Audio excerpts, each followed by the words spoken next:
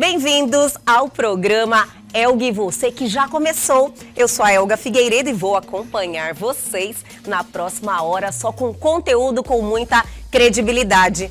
E já confira aí o nosso super programa de hoje.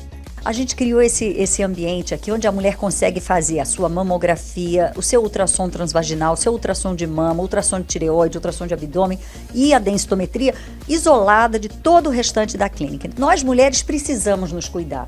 E esse mês de outubro ele vem com essa pegada. A medicina preventiva é e deveria ser a medicina carro-chefe do nosso país. Caráter é a minha forma de pensar e agir no mundo. Com você, eu tenho uma forma de pensar e agir. Com outra pessoa, eu vou ter a mesma forma de pensar e agir.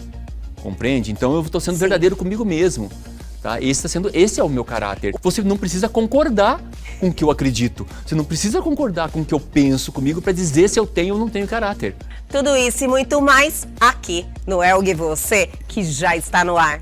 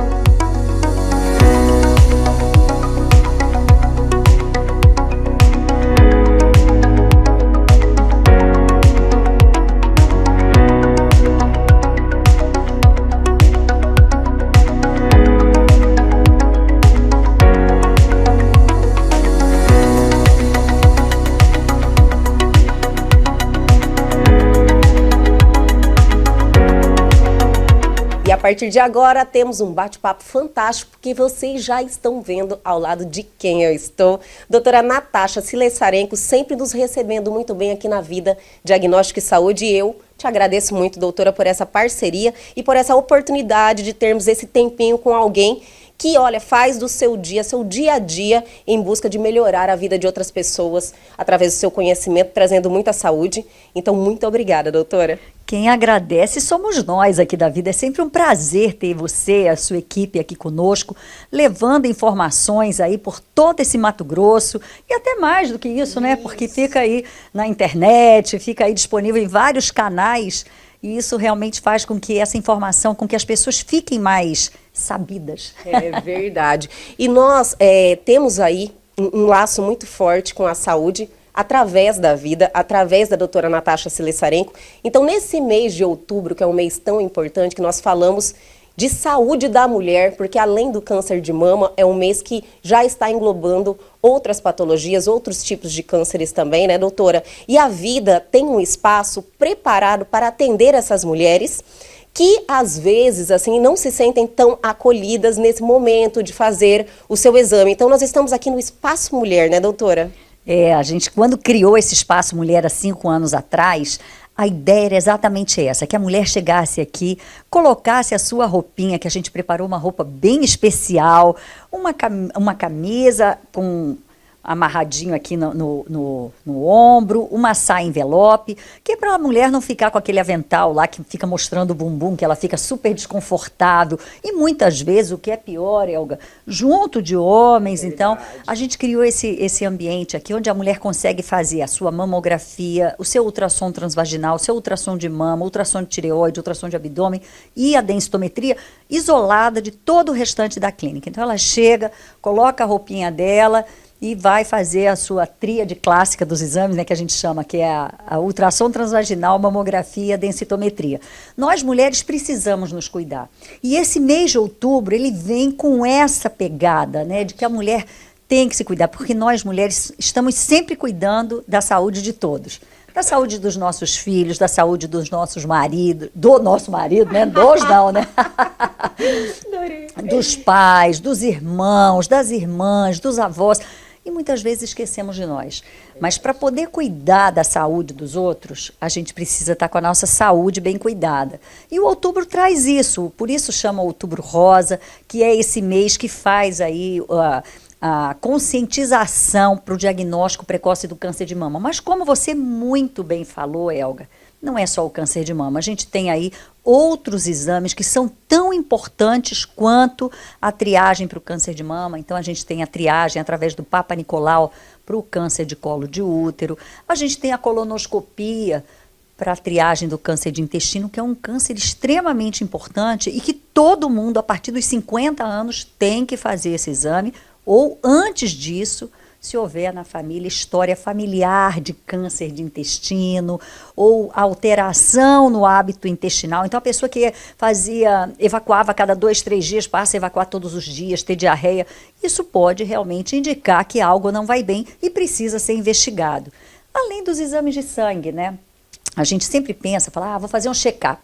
Fala em check-up, a gente pensa só no coração. Sim. E, na verdade, a gente tem aí vários outros órgãos e tecidos e sistemas que precisam ser vistos. Então, na mulher, sem sombra de dúvidas, a mama tem uma importância fundamental, porque é o câncer mais frequente, só perde para o câncer de pele, não melanoma. O câncer de colo de útero, o câncer de intestino, os cânceres de pele, como a gente muito bem falou, e os exames de sangue também ajudam muitas vezes a diagnosticar aí uma anemia, um problema de rim, um problema de fígado, enfim, são vários os exames que a mulher deve fazer, mas para tudo isso ela deve contar com a ajuda de um médico que a oriente quais exames fazer, para que ela realmente esteja aí amparada e bem cuidada. Doutora, para quem está nos assistindo e tenha essa curiosidade, a mulher, ela vem até a vida, é atendida pelos profissionais que estão na recepção e já é direcionada aqui para o espaço com tudo pronto, já com todos os exames que ela necessita fazer, a título de prevenção? Então, a gente tem um produto que é o check-up, que ela pode contratar e ela vem um dia, chega às 6h30 da manhã, começa fazendo coleta de sangue e vai fazendo os exames ao longo do dia.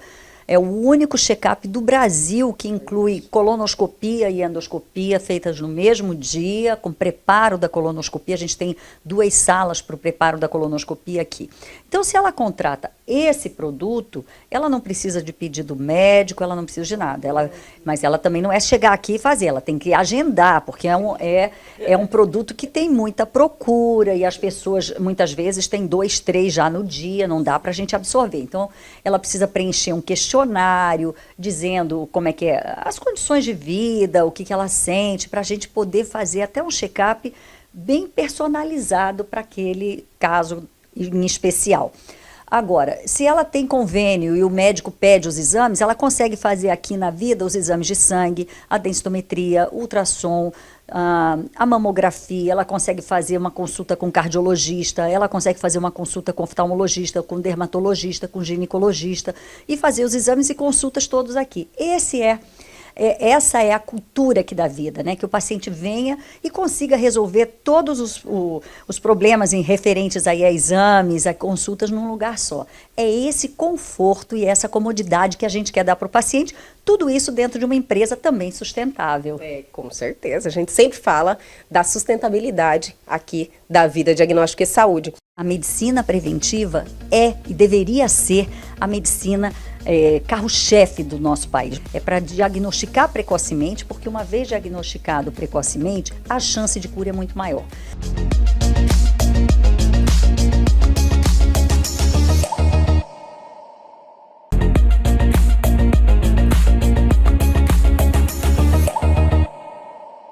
Falando em prevenção, doutora, o que eu acho extremamente interessante é o quanto vocês fazem esse alerta que quanto antes a mulher, aliás, é melhor, ter a responsabilidade com seus exames preventivos, você evita tipo assim, você chegar em um momento que as doenças já estão em um estágio mais avançado. Então, a prevenção, hoje em dia, evita um problema muito maior futuro, né? Sem sombra de dúvidas. A medicina preventiva é e deveria ser a medicina carro-chefe do nosso país, mas infelizmente isso não acontece. Quando a gente fala a nível de SUS, do Sistema Único de Saúde, a atenção primária deveria ser a força maior desse sistema, que é uma atenção aí que faz a promoção e a prevenção da saúde. Assim como os exames de check-up, é para prevenir, é para diagnosticar precocemente, porque uma vez diagnosticado precocemente, a chance de cura é muito maior. Tem um trabalho canadense, Elga, que mostra que é muito interessante, que se você pegar 1.000 mulheres entre 50 e 69 anos e fizer mamografia sistemática a cada 2 anos, uma delas você vai pegar um câncer de mama e vai conseguir fazer com que essa paciente aí tenha uma evolução muito melhor. Então a gente sabe que o câncer nada mais é do que uma proliferação desorganizada de células anormais. E que todo tempo a gente está fazendo câncer, sabia? Nossa. Sério. Todo mundo assustou agora. Na verdade a gente produz essas células anormais, só que quando o nosso sistema imune está bom, a gente tem umas células responsáveis por ir lá e acabar com essas células anormais.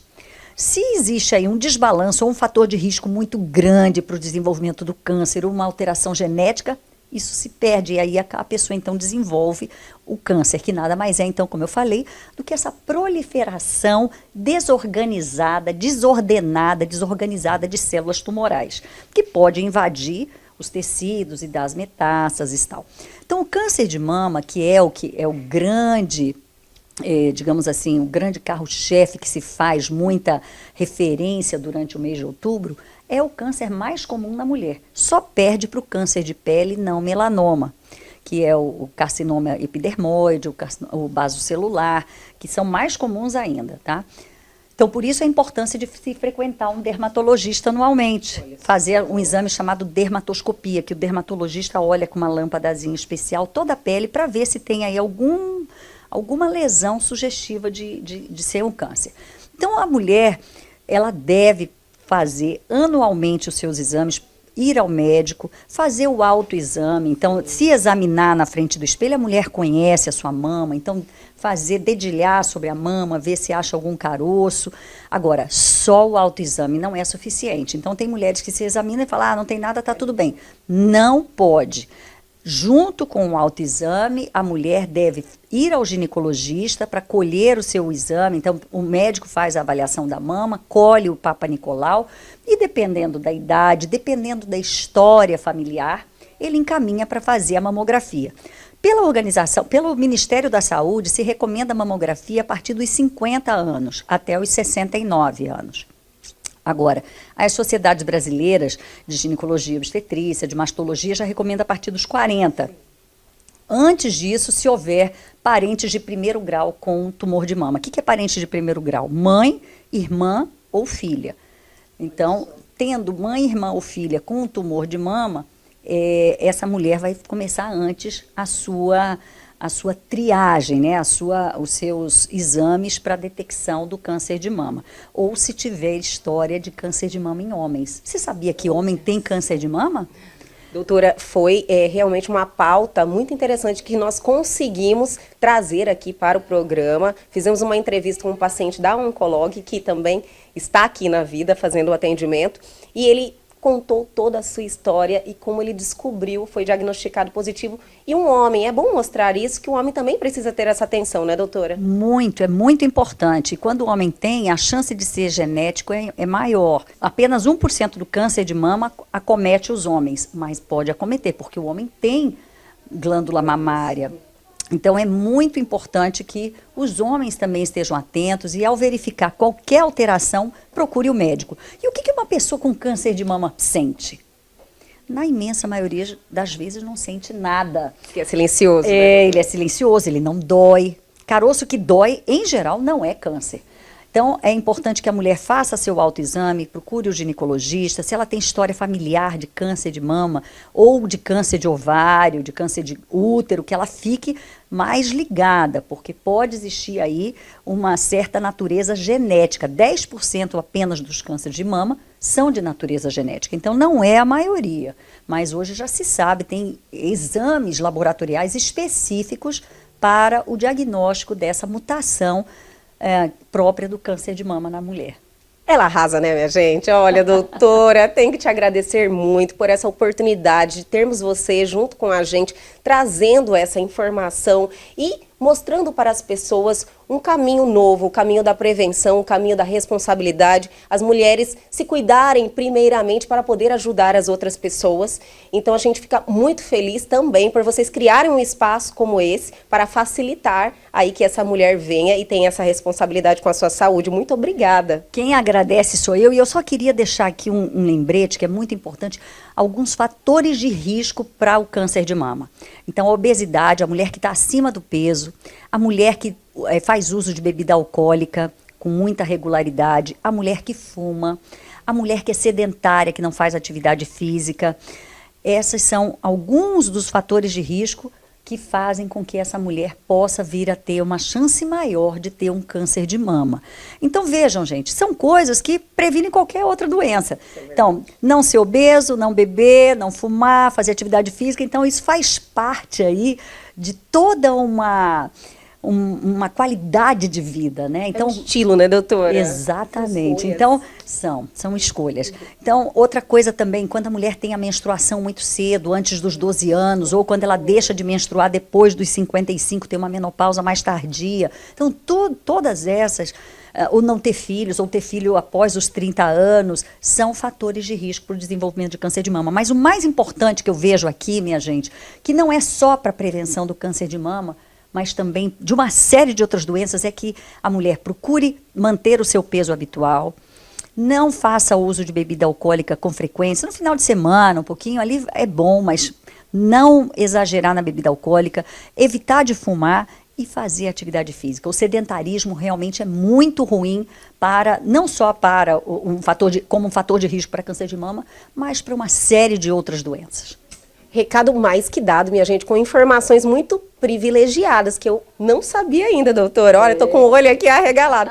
Doutora Natasha, sempre é maravilhoso estar ao seu lado, sua energia é incrível. E muito obrigada por nos receber tão bem mais uma vez. Quem agradece somos nós. A vida é muito feliz de ter essa parceria aí com você, Elga, que também é uma pessoa maravilhosa, que se preocupa em levar informação de qualidade. E isso a gente precisa fazer, desmistificar esse medo que as pessoas têm. Pessoas que nem falam a palavra câncer de medo. Mas nós estamos aqui para te ajudar, para fazer o diagnóstico precoce. E mais uma vez eu reforço, o diagnóstico precoce é igual à chance total e real de cura. Maravilha, né, minha gente? Doutora, obrigada mais uma vez e até a próxima. Obrigada e até a próxima. Fantástico esse bate-papo, minha gente, mas o programa Elga e Você só está começando, só está esquentando. Voltamos diretamente lá do nosso estúdio.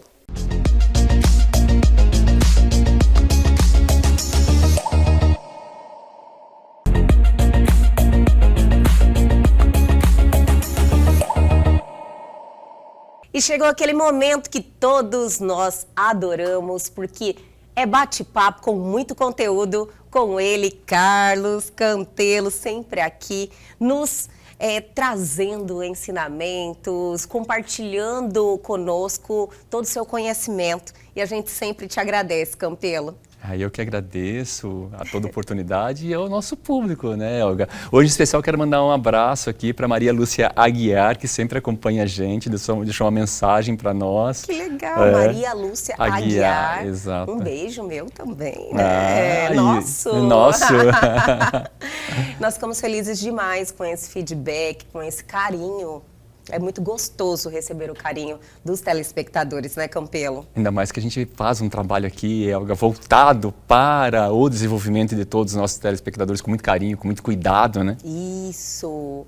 Eu acredito, Campelo, que o despertar de cada um em busca do conhecimento, desenvolver realmente como ser humano, eu acho que isso é transformador na vida de todos, né? É libertador. Isso, perfeito, libertador. Libertador. Parece que a gente acorda de verdade, vê a vida de uma outra forma. Se sente mais leve. Isso. Acho que você realmente encontra o seu rumo, sabe? Ou pelo menos já começa a estar em busca dele, né? Encontra o seu propósito, né? Olha, o propósito não é muito fácil de definir, não. A gente precisa realmente ir amadurecendo sobre isso, se questionando, fazendo as provocações em você.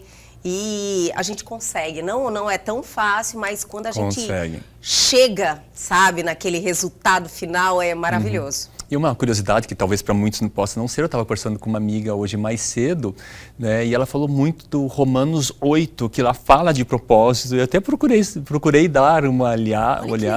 Para quem é assíduo da leitura. O segredo da vida está lá na Bíblia, né, Tá, Campelo? no nosso livro tá lá mestre. tudo, é o gabarito. Exato. Fantástico. Tem sobre propósito, Tem sobre propósito especificamente. Fala assim, a vida sem propósito não tem um sentido. E lá também, inclusive, fala que é libertador quando a gente encontra o nosso propósito. Foi para mim, tenho certeza que para você também iluminar Aham, caminhos. com certeza. Esse propósito que você compartilha aqui comigo e com todos que nos assistem toda segunda-feira. Exatamente. E sentiram a sua falta, viu? Eu Pois falei no é. último programa, eu falei, estava com saudade, você não pôde estar com a gente na semana passada. E os telespectadores também, mandaram mensagem. É que eu também tenho que realizar os meus objetivos, né? E nesse momento eu estava realizando um grande objetivo meu, Elga. Você sabe disso, todo mundo sabe. De você, Campelo. E hoje, qual é o tema do nosso bate-papo? Elga, assim, eu tô vendo muito o pessoal falar assim sobre caráter. Olha, que forte! Que forte. Então vamos passar por esse assunto, vamos falar um pouco sobre a formação do caráter, mecanismos de defesa que ele muitas vezes nós todos temos e isso compõe uma das partes do nosso caráter. Né? E uma das primeiras coisas que a gente tem que saber é que caráter é pessoal, é indivisível, intransponível e eu também não posso passar para outra pessoa. Ele é meu. Olha só, hoje vão ser vários questionamentos aqui, muitas curiosidades que eu tenho em relação a esse tema. Não só eu, né? Tenho certeza que muita gente também. Mas vamos lá. Vamos lá, falando assim. Ansiosa. Para começar, vou passar algum conteúdo e talvez assim, o nosso telespectador depois assiste novamente lá no canal do YouTube do programa, porque eu vou passar algumas informações e se quiser mais conteúdo, pode perguntar para nós. Se tiver dúvidas, pode deixar as perguntas, tanto na minha rede social quanto na sua também. Assisti várias vezes. Eu acredito que a informação, sabe, aquele conteúdo realmente que a gente, quando absorve, transforma, você tem que ver ele 1, 2, 3, aí você vai mudando, né? Você vai falando, nossa, agora eu acho que eu tô entendendo. É igual uma boa leitura, né, Campelo? Você lê 1, 2, 3. E se nosso telespectador também gostar, ele pode fazer perguntas e a gente pode retomar esse assunto em outro programa também. Com certeza. Vamos lá. Já. Nós temos dentro da neurociência, nós temos 7 tipos de formas de adentrar ao meu eu interior. A gente chama assim de níveis neurológicos, para facilitar o entendimento. Né?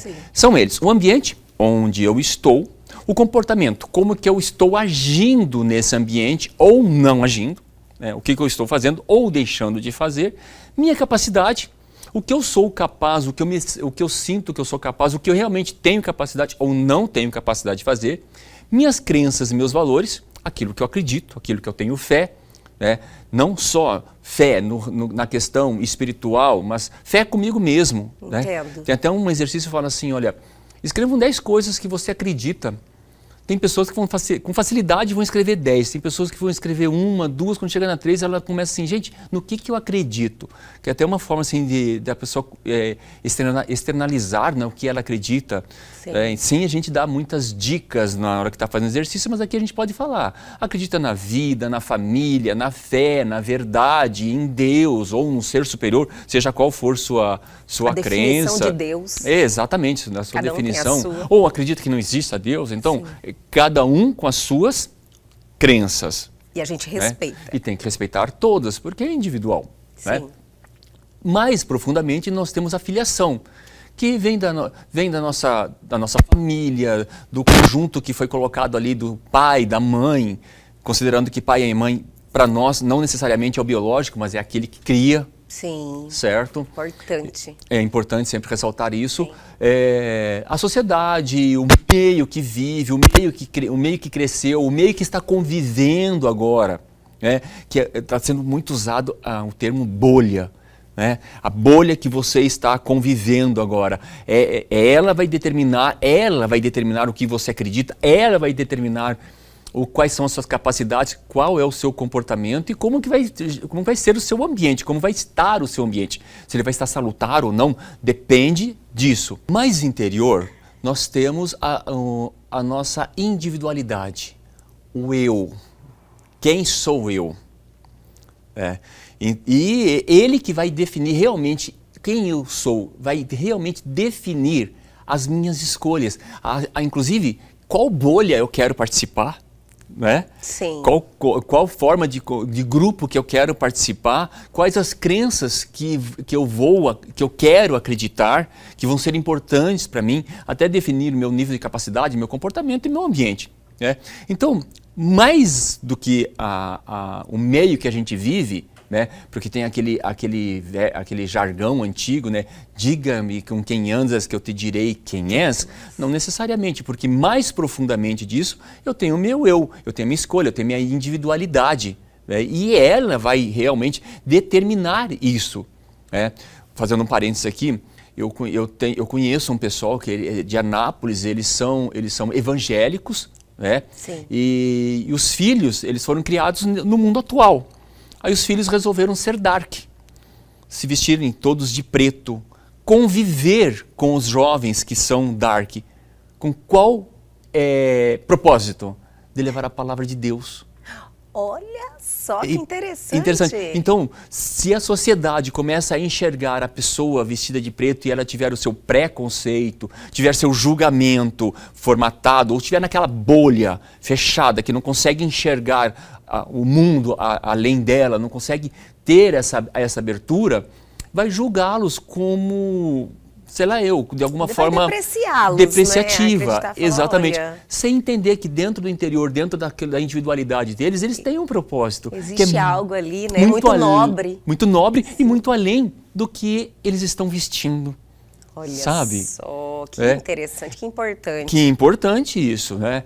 E mais interior nós temos a espiritualidade, que ela é a que cura tudo. Ela que nos ajuda a mostrar o caminho, é que nos ajuda a mostrar a luz, sempre lembrando que a espiritualidade não tem nada a ver com religiosidade. Né? A espiritualidade é como você encara o mundo. Que nível de leveza você está encarando o mundo? Que nível de liberdade você está encarando o mundo? Que nível de não julgar você está encarando o mundo? Que nível de aproximar do outro você está vivendo nesse mundo? Então nós temos aí a espiritualidade, ela vai determinar a minha individualidade, o meu eu, que vai determinar a minha filiação, o grupo que eu estou convivendo, as minhas crenças, minhas capacidades, meus comportamentos e meu ambiente. Então é perfeitamente possível eu mudar comportamentos na minha vida, mudar minhas capacidades, e também é possível transformar o meu eu dentro desse mundo a partir do momento que eu tenho uma constatação do óbvio. Então, onde que está a formação do meu caráter? O que define meu caráter? Sou eu, a minha individualidade. Eu não posso falar que o outro vai definir o meu caráter. Eu não vou. É incongruente eu jogar essa responsabilidade para o outro definir o meu caráter. O meu caráter quem define sou eu comigo mesmo. Se eu perante o grupo, eu tenho uma postura e perante a mim eu tenho outra postura diferente, é um problema meu, é um problema inclusive da falta do meu caráter, porque eu tenho que perante o grupo pensar a mesma pessoa que eu estou da forma quando eu estou comigo mesmo, quando eu estou sozinho. Né? Que aí tem aquela questão, a discussão de moral e ética. Né? Então, o que eu faço perante os outros? Eu faço quando os outros não estão vendo? Sim. Então, não tem assim como a gente esconder. Então, o caráter passa por isso. Só que o caráter ele não é uma coisa assim, algo simples, muito simplista, de chegar e falar assim de um conceito do que é um caráter. Né? Eu ia te pedir, sabia? Eu falei, Campelo, você consegue conceituar caráter? Mas já que você já falou aí que na realidade, não sei se é difícil, é a palavra, você conceituar, existe um conceito? Ela é individual, depende de como a pessoa. Então o que a gente pode mostrar são traços. Traços do que pode levar um caráter da pessoa ser boa e uma pessoa que ou tem ou não tem caráter. Então não é uma coisa assim não tem 0,5%. Vamos colocar assim, olha, essa pessoa de 0 a 10, qual que é o caráter dela? 5, 8? Não existe. Né? Se o caráter dela for 9,99, ela não tem caráter. Ou ela tem, ou ela não tem. Então, é assim, ou você tem, ou você não tem. Ponto. Exato, exatamente. Olha que interessante. Exato. E assim, ele tem vários traços. E eu, além disso, além dessa individualidade do caráter, da personalidade do caráter, e ele ser totalmente responsabilidade minha, eu não posso imputar isso por uma outra pessoa ou pelas minhas escolhas. Por exemplo, esse grupo que eu te falei, esses jovens, né? Eu não posso imputar a responsabilidade do caráter deles ser pelo grupo que eles estavam buscando agir.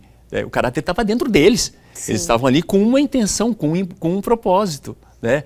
Então, ele é muito personificado. O que eu percebi, então, caráter você tem ou você não tem. Exato. Então, já me leva a mais um questionamento. Sim.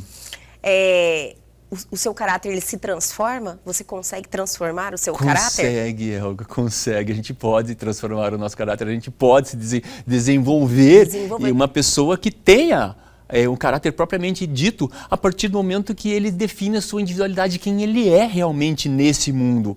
Não necessariamente, Helga, é uma pessoa que vai saber tudo, é uma pessoa que vai estar certa em tudo, né? Mas ele vai estar coerente com as questões pessoais dele, as questões individuais dele, as suas respectivas crenças, que a partir do momento que as crenças elas podem mudar, então pode fomentar uma mudança do meu caráter, uma mudança da forma que eu vejo o mundo. Olha, que maravilha! Vamos aproveitar, segurar nesse ponto, está super interessante a conversa, mas eu vou chamar a atenção de vocês que na sequência tem muito mais com o Carlos Campelo, mas vamos dar aquela paradinha bem rapidinho.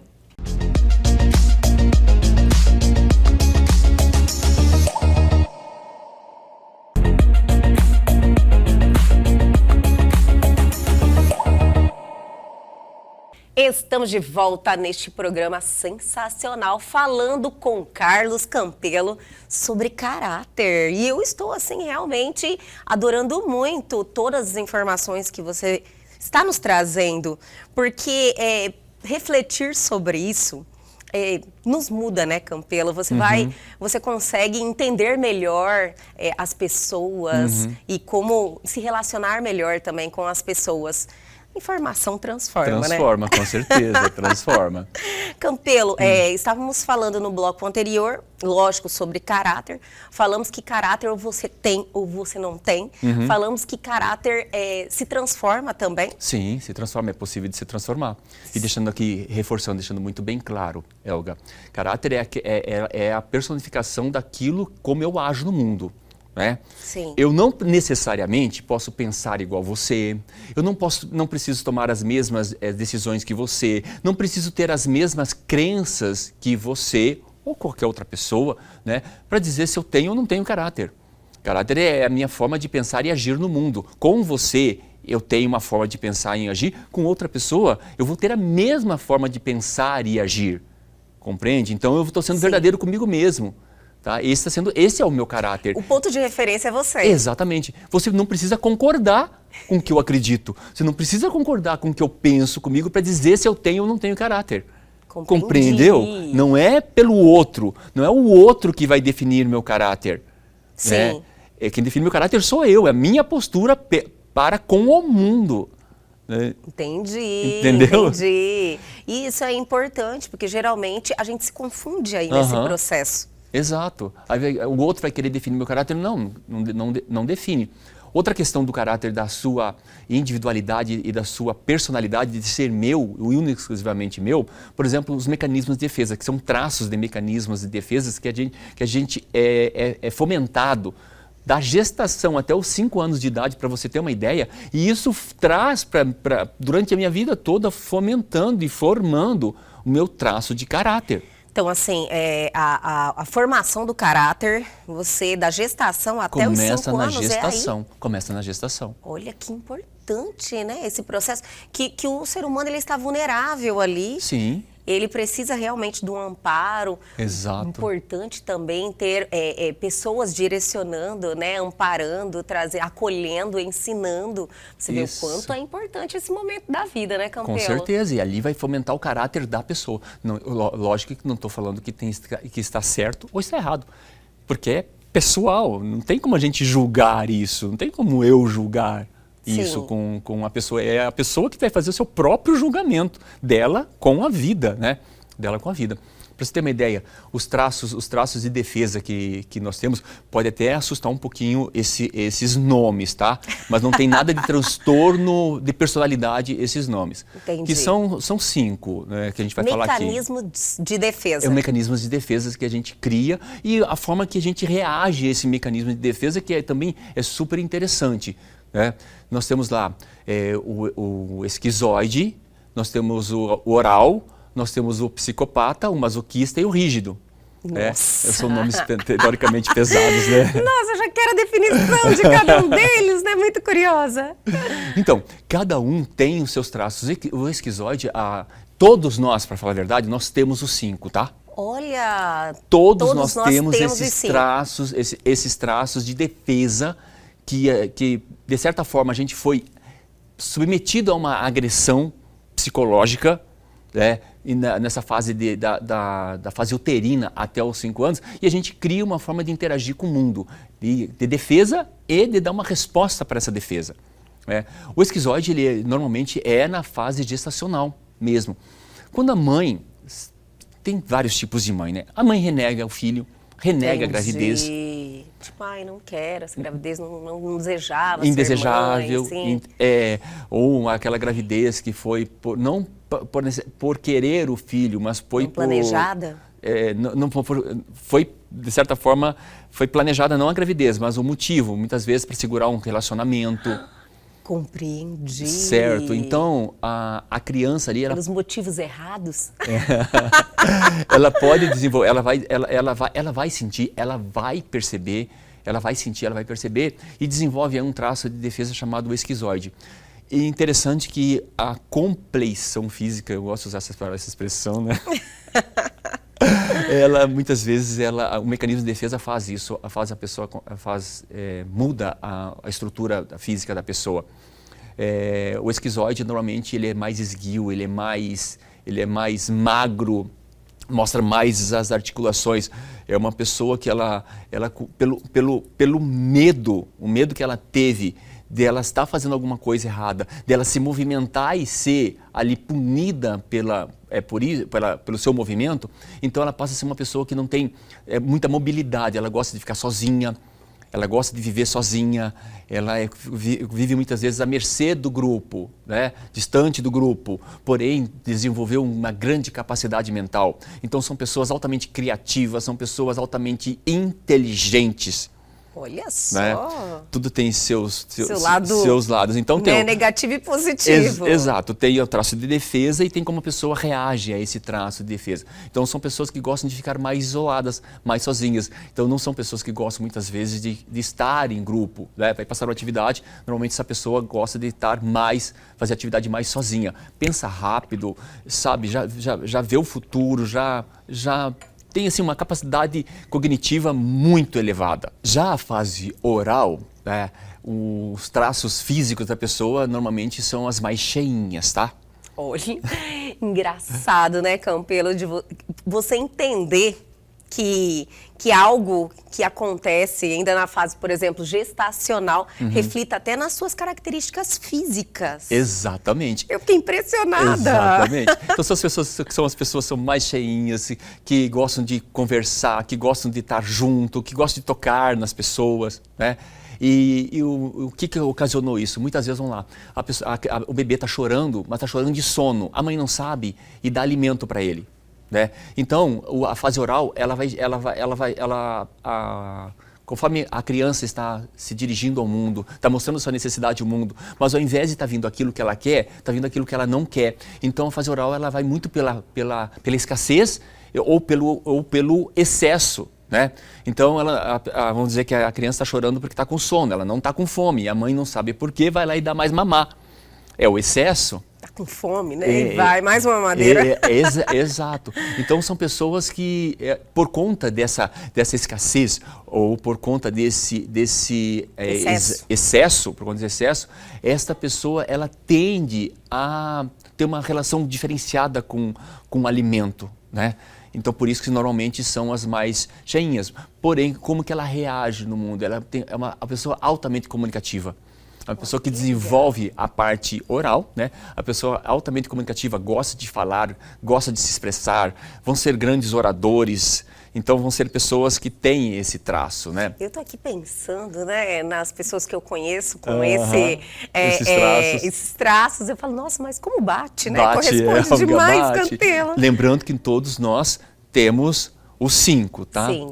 Depois nós temos o psicopata. O psicopata, ele é aquele que dentro da infância, e muitas vezes os pais fazem isso. Filho, conta de 1 até 10. Se você contar de 1 até 10, você ganha um presente. A conta de 1 até 10 em japonês, para todo mundo aplaudir. Nossa, que inteligente. O pai e a mãe colocam muito o desejo pessoal na criança, fazendo a criança perceber que se ela fazer o que o pai e a mãe quer, ela vai ser presenteada, ela vai ser aplaudida, ela vai ganhar alguma coisa, né? Então é uma pessoa que vai crescer não vai querer se relacionar com as pessoas simplesmente por relacionar. Ele vai se relacionar com as pessoas para saber o que ele pode ganhar com a pessoa. Sim, tem que ter um benefício. Ter um benefício com aquilo.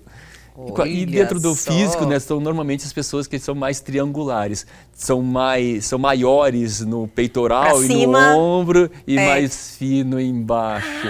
Compreendi, né? compreendi. Lembrando que isso aqui não são traços de desvio de personalidade, né? São traços de defesas que acabam fomentando o caráter da pessoa, né?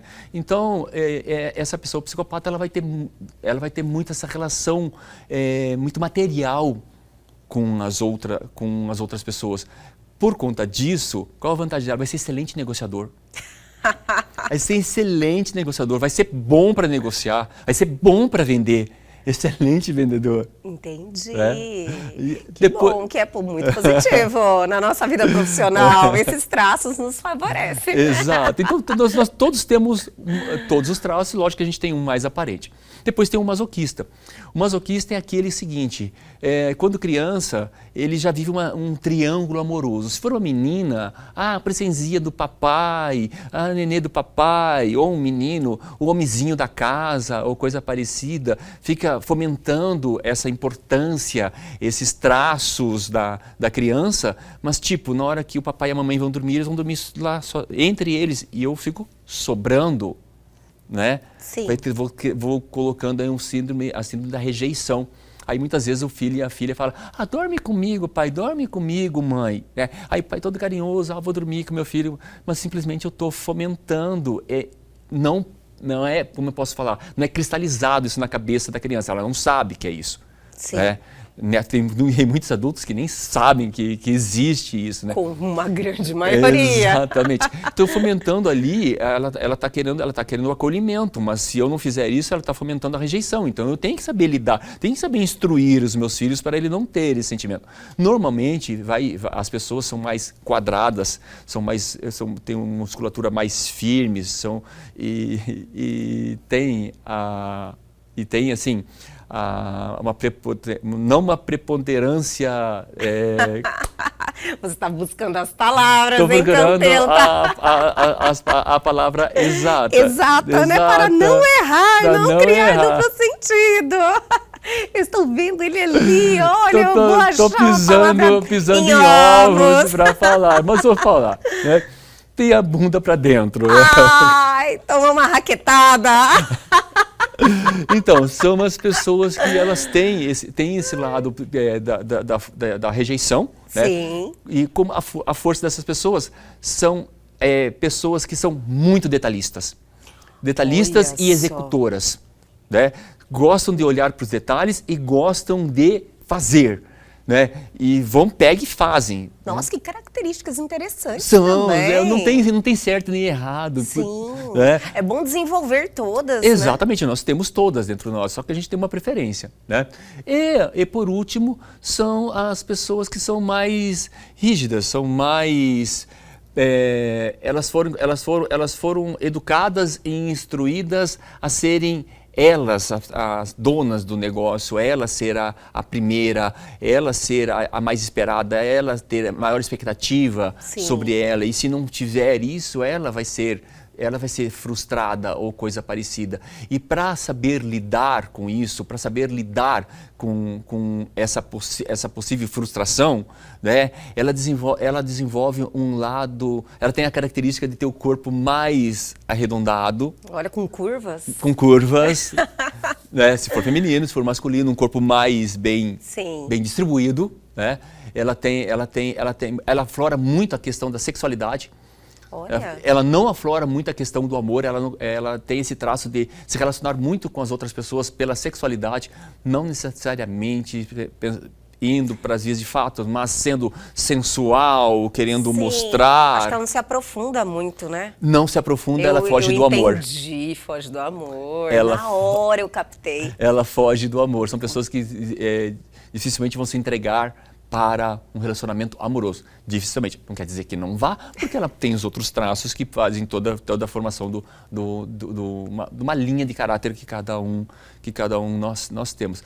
Mas, porém, por outro lado, ela tem essa questão e ela também tem a questão de saber fazer, saber executar, saber se apresentar, saber se portar perante o público, ter essa maestria de se colocar perante o público, de aparecer, demonstrar mais segurança, né? Mais credibilidade. Sim. Né? Passa essa figura.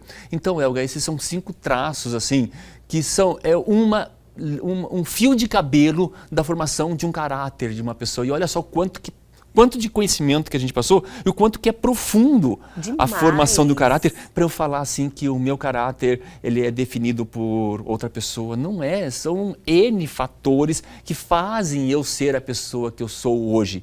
E é possível a partir do momento que eu constato isso, que a gente fala assim que o óbvio não existe, o óbvio ele deixa de existir a partir da constatação dele. A partir do momento que eu sei que existe, eu acabo refletindo sobre isso e me transformando, optando por qual linha que eu quero ir, qual linha que eu quero desenvolver, qual linha que eu quero aprofundar. E mais um detalhe, né? A partir do momento que eu sei a estrutura física, quando eu estiver conversando com uma pessoa, eu já vou saber quais são os traços dela, né? Principalmente olhar quais são as forças dela, que isso eu acho que é o mais interessante para cada um de nós. Carlos Campelo sempre arrasando, amei o tema escolhido. Hoje, são informações assim que nos dão também dicas na questão do relacionamento, né? Te dão informações privilegiadas. Eu vou refletir sobre isso também, vou dar mais uma aprofundada. Adorei, de verdade. Um ótimo tema para iniciarmos aí essa semana maravilhosa que só está começando, né? Exatamente. E se o nosso telespectador ficou com alguma dúvida, quiser fazer uma pergunta, pode fazer, a gente pode voltar a esse tema, porque foram vários assuntos. Com certeza. Hoje, começando a semana. Carlos Campelo. Olha, obrigado por mais uma oportunidade e até a próxima. Até a próxima. E o nosso programa de hoje fica por aqui, mas a semana só está começando, tem muita coisa boa vindo aí. Perdeu algo, quer entrar em contato com a gente? Atenção à oportunidade, pegue seu celular e aponte a sua câmera ao QR Code que está aí na sua tela, vá direto ao nosso Instagram ou para o nosso canal no YouTube e reveja todo o conteúdo que está lá disponível, só esperando vocês. Vale a pena, minha gente? Aguardo vocês amanhã aqui na TV Pantanal, canal 22.1.